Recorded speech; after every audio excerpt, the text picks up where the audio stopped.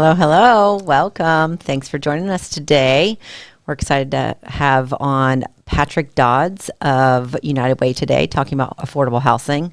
But before that, I have to say, yes, you're welcome. I'm here. I almost didn't make it because I was called for jury duty, which I was selected for tomorrow. So, but they let me out early when I said I have to be on my podcast at 2. So they let me go. I can't believe they kept you as long as they did. They said I'd be out by lunch, which I kind of was. So that was good. Well, again, we always like to introduce ourselves. I'm Kristen Rabell. I'm Rebecca Johnson. Thank you for being on here. Let's get into that, the market moment. So we can get on talking with Patrick. Yeah, let's run through this quickly.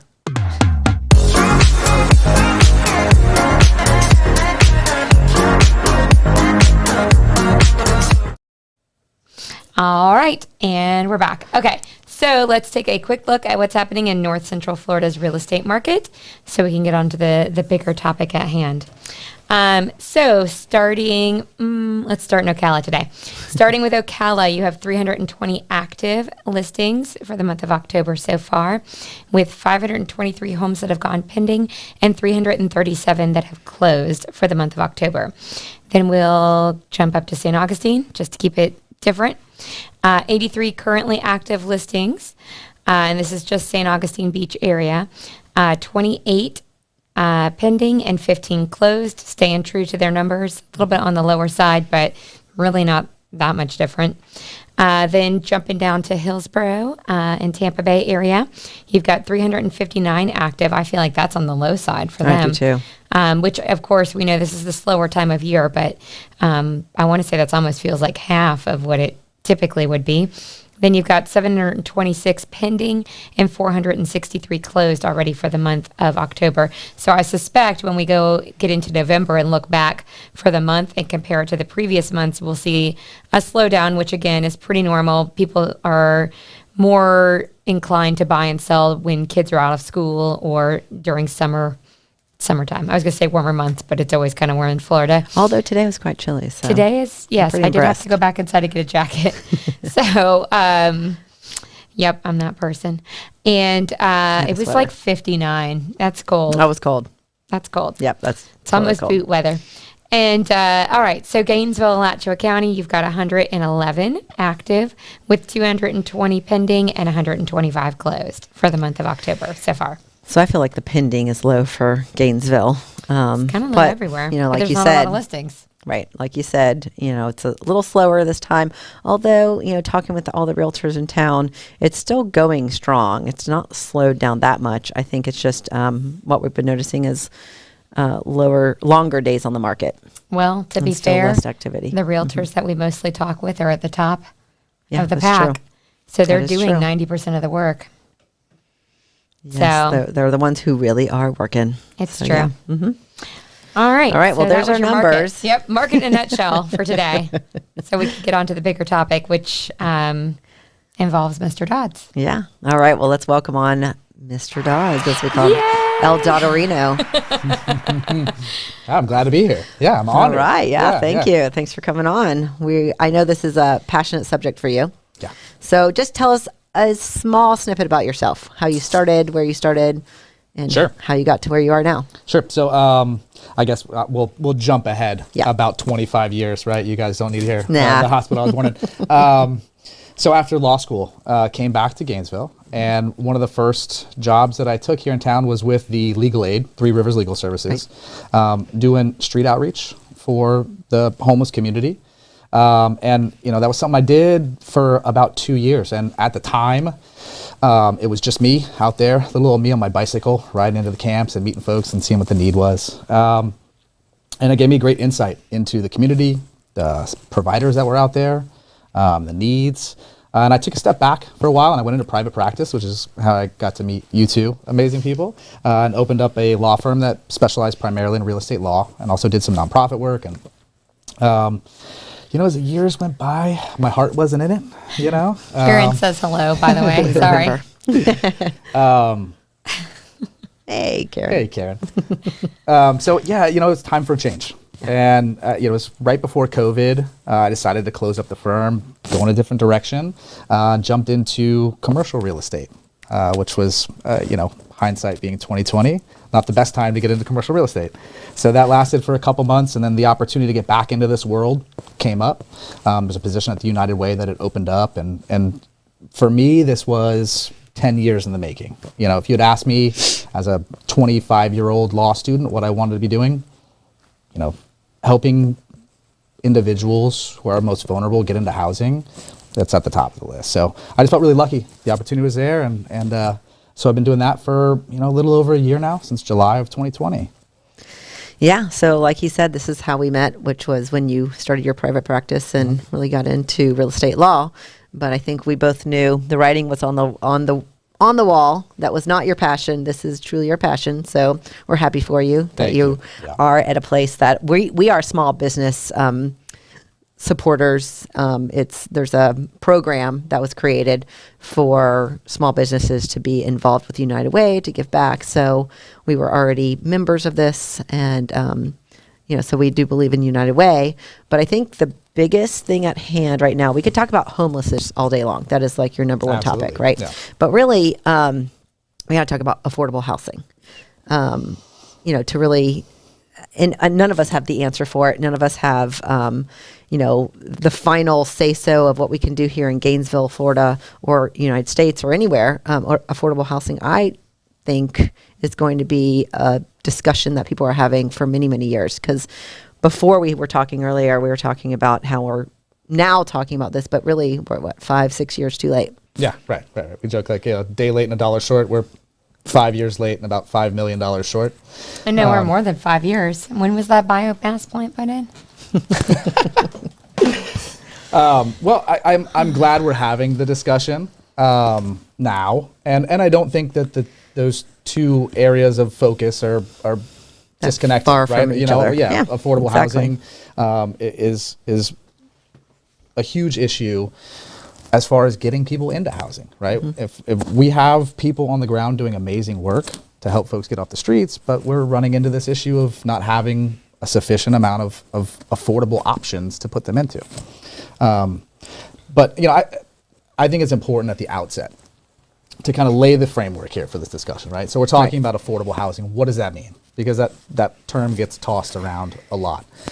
So being in law, how we defined affordable housing. You also know how we define affordable housing. But I don't know if our watchers all know this, viewers all know this. Why don't you go over that? Well, let me do my best to enlighten them then. So I think from a broad view, affordable housing is housing that allows you to spend less than 30% of your income, right? But when you look at the terminology that's utilized by municipalities and developers, there are income thresholds to qualify for affordable housing. So you have extremely low income individuals who make less than 30% of the area median income. So for our county, I think that hovers around about $50,000 for an individual. So 30% or lower of that. Then you've got low income that hit the 30 to 50% threshold of area median income. And then above that, you've got low to moderate, which is 50 to 80% of the area median income. So again, if you're talking 50,000 locally, are extremely low income, family of three, they're making about $20,000 a year. Right. So it's important when you talk about this to put into context of what do we mean exactly by affordable housing. And it's an important issue regardless of income level. We all need to be able to afford the homes that we're living in. But it's that much more acute of an issue for those at the lowest level.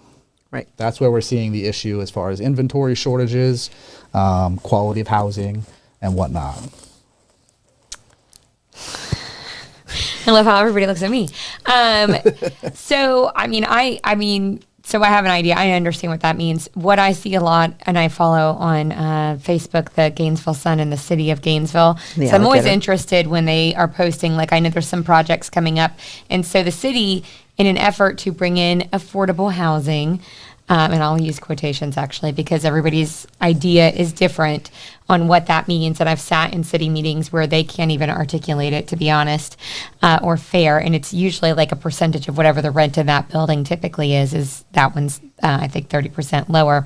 So the city is, I'm not good at like saying it politically correct. The city is trying to make a good show and say we're bringing in affordable housing. So an apartment building that's coming that has like 153 doors, they're going to have 15 units that are affordable. And of course, everybody's comments are, well, what does that mean?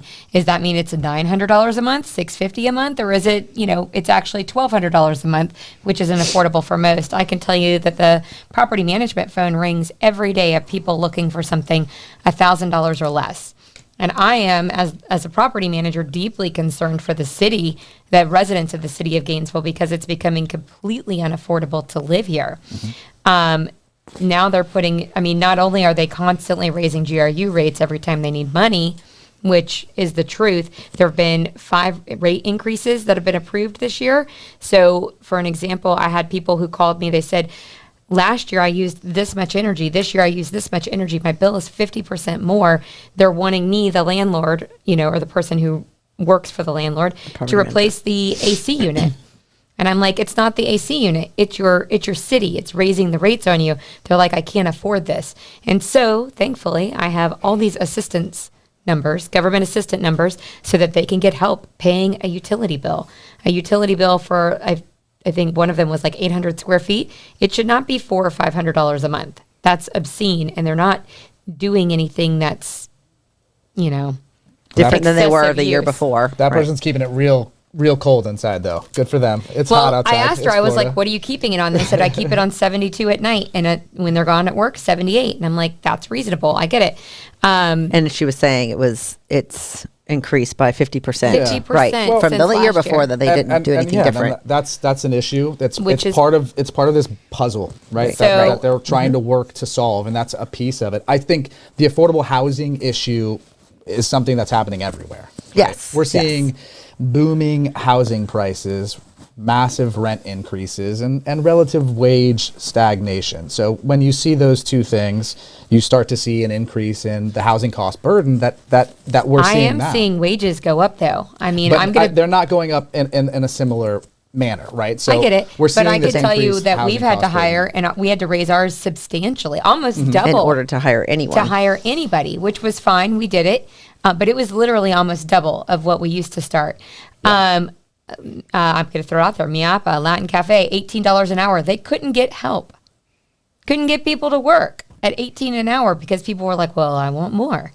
Well, but I do have to say they have a lot of people that work for them because they do treat them well and because they were willing to raise. They're great.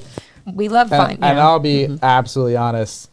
Employment law and this discussion, that's something that I would be completely out of my lane to discuss. I know it in relation to the issue of housing cost burden. I know. Right, which is when we get back. So what do people need to make to be able to afford housing in Alachua County, roughly? I mean, they need to make over $50,000 a year, right? Yeah. So you're seeing, as far as the cost of rent versus income, you're seeing people that make around $50,000. It's a family of 3 that makes $50,000. We're seeing about 50% of those families are housing cost burdened, which means they're spending over 50% of their income on their rent, right? So that's half of the folks in this community, our community, are having to make really real decisions about what they're going to spend their money on, right? When you have somebody that's spending over 50% of their income on rent, that means they're going to have to make compromises in other areas, be that healthcare, food, clothing.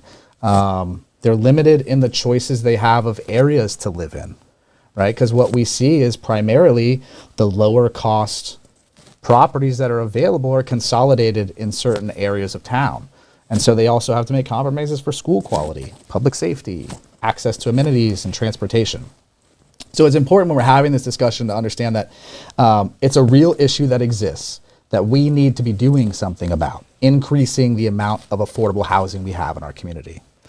Right. And not just increasing the inventory, but making really smart decisions as far as planning where those those houses are going to be located. They need to be, centered in employment centers so that people don't have to spend more on transportation. They have more job opportunities that are available to them, because when you're spending that much on your rent, you're having to compromise reliable transportation. You don't have access to effective public transportation, or you have to travel long distances, and so the pool of job opportunities is much less. And yet when we start having a multi-family building, being built in this area that you're speaking of, which is downtown, the Taqueria, they're taking, removing that and putting this in there. That place will always be mellow mushroom to me, by the way. I know, I didn't know what you were talking about. Well, I went to Felipe's with Elio and my grandfather quite a few times. So yes, it was the mellow mushroom, but he's made it Felipe's. So yes. All right. That's that half Cuban in me though. But yeah, so, this new project. Right. So the new project with 15 of them I thought it was 110, but maybe 150. No, I think she's right. I think it's 10%. So it's about 15 of 150. Yeah. So there's a lot of unhappiness with this. Yet there's a start, right? So we can see where that's going. And we've talked about this, the NIMBYs, the not in my backyard. There's a lot of, anger in bringing in this idea of having something that the developer is able to build and make money off of, right? But also provide 10% housing to, well, they're low not income. mad. They're mad. From what I've read in meetings that I've sat in, actually, people are mad that it's not enough. More. Right. That's what I'm saying. It's not enough. They forget that, and I know everybody's like, landlord isn't a business. It 100% is a business, because if you don't own the house you live in, somebody is making the mortgage payment, the insurance payment, the maintaining the property taxes. God, yes. I hope they're not got the GRU about. But they're having to do things that properties cost money. I mean, if you've ever owned a home, you know that the upkeep on a property is horrendous. I mean, there's always something that breaks that has to be done and taken care of. So I guess I want to know, does anybody have an idea on how to fix the issue? Because here's the other thing I'm seeing with the renters' rights thing that's coming down. Owners are selling their properties off. I've gotten more listings. So on the real estate side, I'm like, yeah. On the property management side, I'm like, crap, because all my affordable ones are going away. Right. And, like I said, landlord is a business. So to me, I'm like, all right, well, I have all these high-end ones that I'm still going to make the same amount of money into the company, but I'm losing all my affordable ones, which I hate, because the estimate from the city was, from the attorney that's, working with the landlords for this to potentially go after the city, they're estimating cost to landlords anywhere from $20,000 to $43,000. So people who think that this isn't going to be passed down to the tenants are delusional. So you're automatically adding, I think it was like $1,600 a month to a property if they have to do the minimum, the $20,000 one. So now you're not going to find a rental for less than $2,600 a month, which is going to put more people in that. So I have a deep concern for the community. Where are people going to live?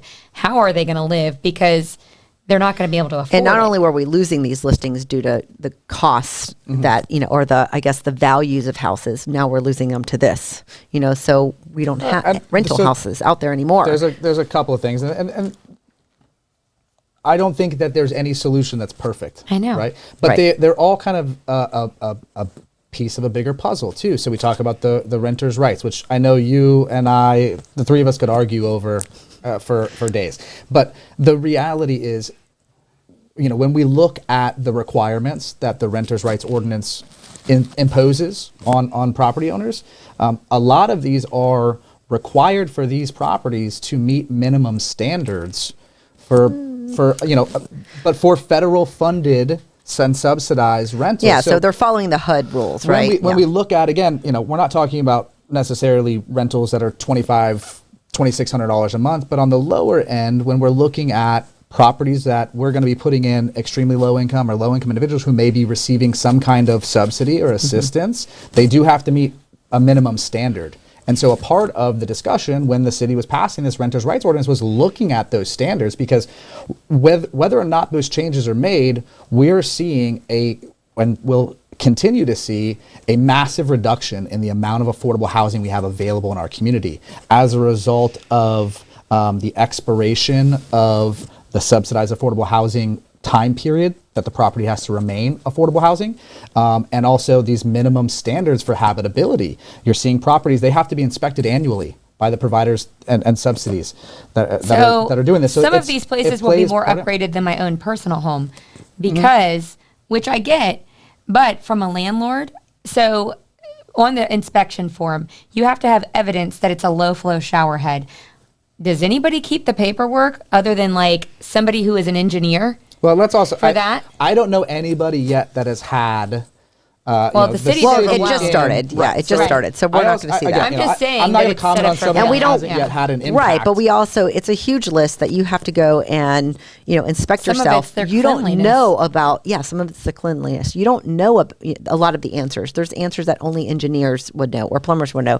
And yet they're asking us to answer these questions. And then what if they say no? Now they've taken away the ability to rent that listing or rent that house anymore because they've said no because of things that you might not be able to fix. It might be the renter. I mean, I think you said about like pest. Well, they said, is it clean and sanitary? And so I'm looking at it, I'm like, are you asking if I would eat here? There is no way I would eat something out of this house. But sure, I've seen plenty of them too, especially the ones near the campus. Right. Well, it's not even that. Do I think there are homes that need renovated? 100%. Yeah. But most of them are actually acceptable, fine. I wouldn't have a problem living there. Sure. But my owners are still going to have to put thousands of dollars in.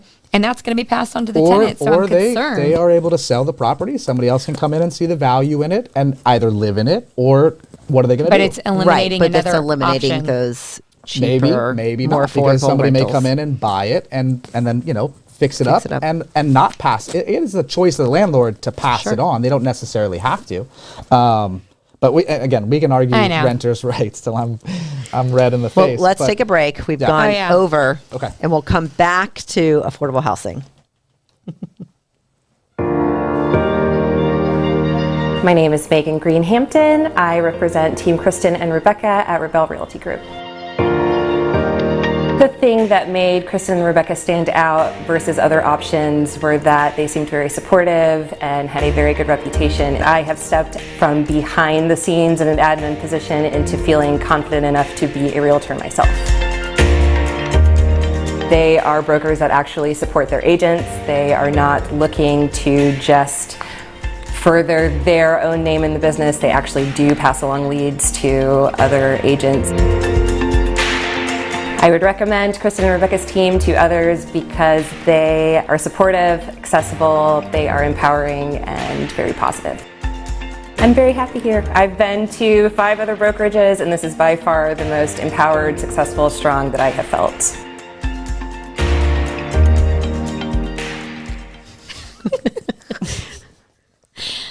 Hi, welcome back. Welcome back. Thank you so much. All right. So we're going to get off of the renters' rights because that's not what we're here for. Although you all do know, if you've watched this, that we are very passionate about that and do believe it does affect affordable housing. But let's get back to affordable housing. Yeah. So what's some of the information you have for us? I think, when we look at the affordable housing that exists in the community right now, we're woefully below where we need to be.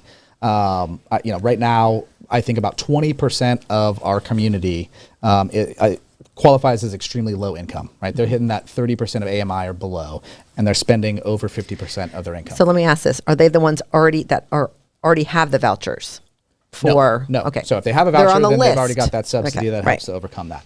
And we're watching each year more and more affordable houses roll off of the market for any number of reasons. Okay. And you're not seeing them roll on?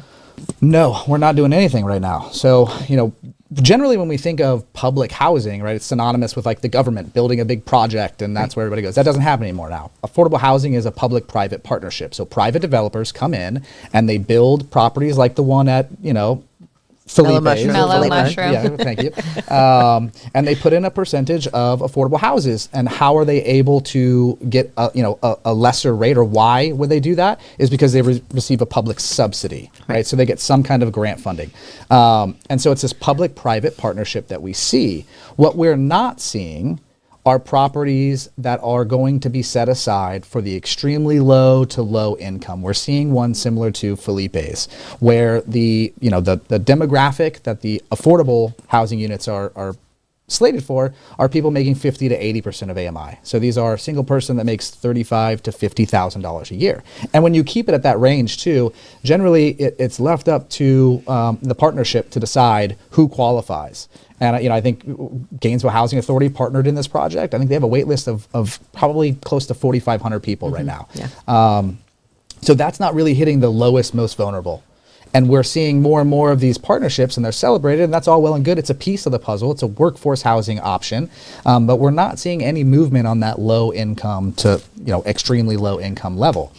And what can we do? I know the city's been working through the process of coming up with affordable housing options and what to do. We saw a couple years ago with the Inclusionary Zoning and Developer Incentive Project, which is the GNV Rise. And we were all kind of involved in that process. We saw, which was really interesting to me, was a lot of different communities that don't normally coming together to oppose this. You saw historically black neighborhoods teaming up with local developers to oppose this. And that's really interesting to me, the intersection of community engagement. So how do we bring those communities together to do the opposite, to not oppose some kind of movement towards a broader appeal for affordable housing? And it needs to be affordable housing projects that are built throughout the city, not consolidated in one area. Because, when you have a high housing cost burden, we see that research shows that that's connected to negative life outcomes, right? So declining mental health, parents without the ability to spend time with their children, and then education attainment for those children. And the inverse is true. When you reduce housing cost burden, it has the capacity to improve quality of life by allowing people access to better job opportunities, better schools, increased child education. So it's important for us as a community to get behind the idea of providing affordable housing options because it's good for our community, right? These are people who live with us. Our children play together. They go to school together. We shop at the same stores, but they're struggling. They're making those compromises, and it's just going to continue to get worse and worse. Again, wages, although they are rising some, are relatively stagnant in comparison to the soaring costs of housing that we're seeing in our community and the reduction in the amount of affordable houses. So, we need to do just about everything we can. And I'm all for throwing it against the wall and seeing if it sticks, because there is no tried and true method here. It's different for every community. Gainesville is unique in that a lot of the houses centered in the urban core are single family residential. And so unless we do something about changing the development code, we're not going to see multifamily projects go up there. So they're going to continue to move outside of town. And again, the farther away you get from the city center, the less options you have. Yes. Yes, I'm glad you agree. I agree. At the same time, there are job opportunities in these outskirt areas where people are going. Some, but not as many. It's a smaller pool. I live well, you're downtown, saying, here's and one I thing. work at the United Way, which is located on the other side of town. I have reliable transportation, so I'm afforded that opportunity. If I had to take a bus or I didn't have reliable transportation, then I'm going to be looking for something close to me. And when you move to the outskirts of the city center, you will see less and less opportunity. But that is kind of the outskirts of the city. It's still within the city, but that's United Way. Mm-hmm. It's in the city limits, right? It's in the city limits, but it's means getting like slightly out there. And I can, so are you talking about like Alachua, Newberry? Are you talking about those areas? Well, outside of what's considered to be the city center, the commercial center, where most of the job opportunities are going to lie, right? So for us, it's probably I-75 on the west side over to say Williston Road on the east side, north up to maybe 39th Avenue, south down to Williston Road, right? There's your city center. So when you have to move outside of those areas, it just makes it that much harder, and you reduce the pool. And you see in those areas where this has happened, you see, again, you're compromising public safety, you see lower school qualities, you see lack of access to food, lack of access to good health care. Sorry, I keep dragging my microphone. And that's something that we need to consider when we look at what are we going to be doing moving forward to increase the inventory. It can't just be consolidated in certain areas where the land's cheaper. It's got to be a partnership. It's got to be community backed. And we've got to figure out ways that we can increase it, do it smartly, do it, in a community-based way. I'll get off my soapbox now. No, I was all right. just thinking, how do you make it attractive to a developer that would want to obviously make a profit, because nobody really works for free unless they work for nonprofits, right? So But that's then getting- Also talking about the zoning. So, So what the areas? zoning is extremely expensive. Right. The city did As long make as a the city change or to even where the county. they upgraded a lot of people's zonings. I mean, U6 is everywhere, so you Right. could do multifamily on that, but they've made it so incredibly expensive to develop. Plus, in the areas that you would want to do more consolidated housing, tends to be historic or something of that nature. Well, there's other rules. We talked Or- about this. The city has a lot of rules that we have this Or possibility. even the residents come together not- and say, not in my backyard. You can Exactly. build we that saw to the 2-3 years ago. Yeah. Right, Right, that's- right. Build They that over on the They tried east. to overlay the entire city and remove single family, right? And people came out in. I mean, I was there. You were there. It was standing room only, and so ultimately the commission decided not to move forward. But that's. Oh, I do remember that meeting. We had to stand out in the We lobby. had to stand outside. Yeah, that's 3-4 years ago, and the times have Yeah. changed, right? And people's It's gotten worse. priorities are different. It's gotten worse for some, better for others. Right.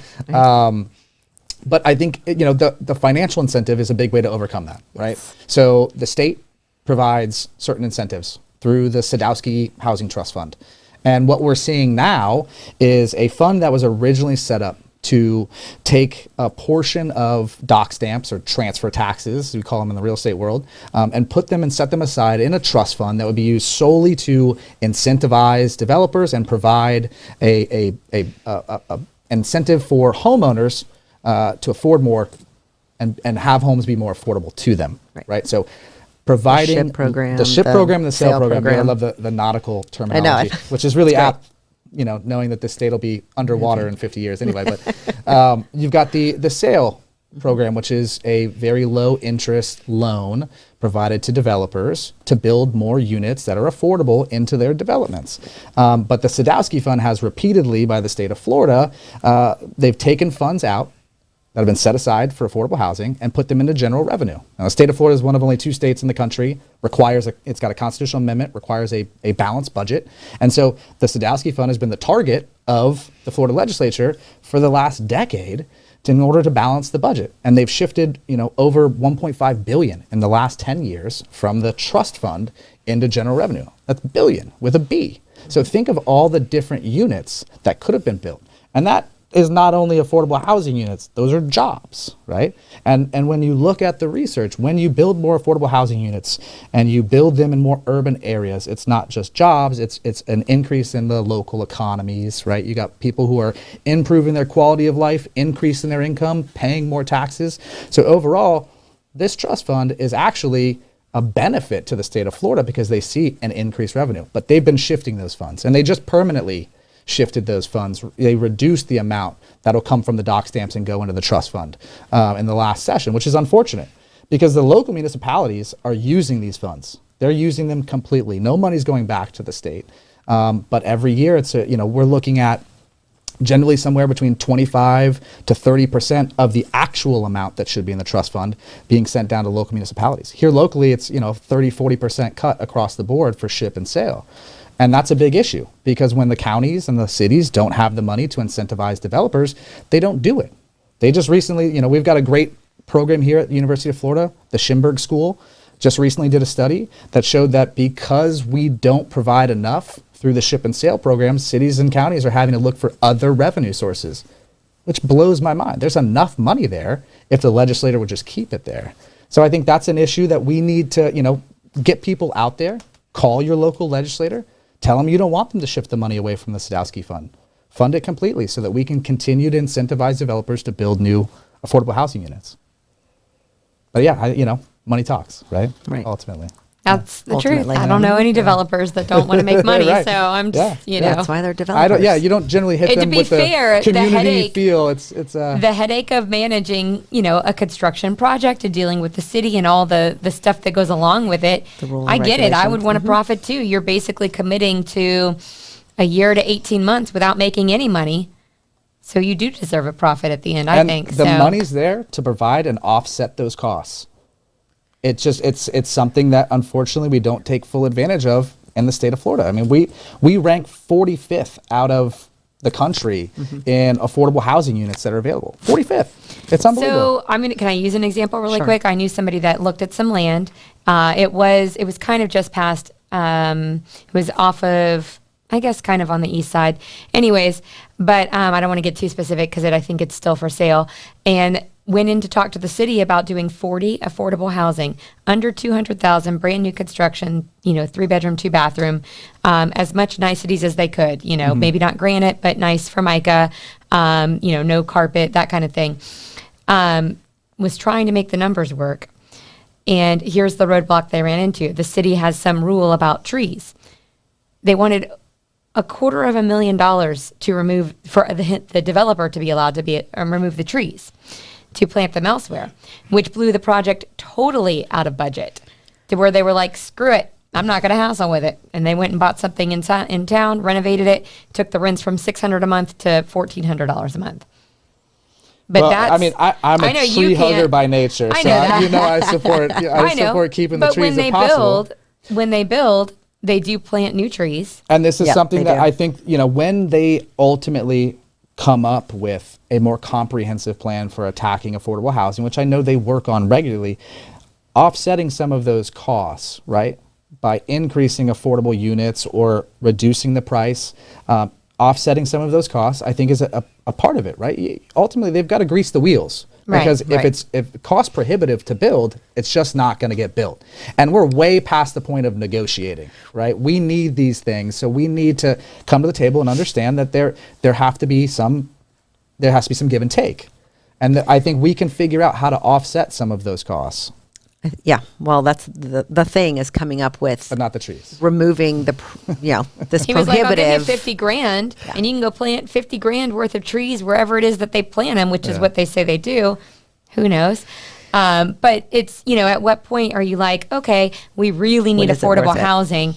Let's do this, because even if a landlord went in there and bought them all, it would still be, you'd probably be looking at, $1,500 a month, maybe less. I don't know, whatever somebody was doing. Maybe they'd do $1,000 if they didn't want to make a profit.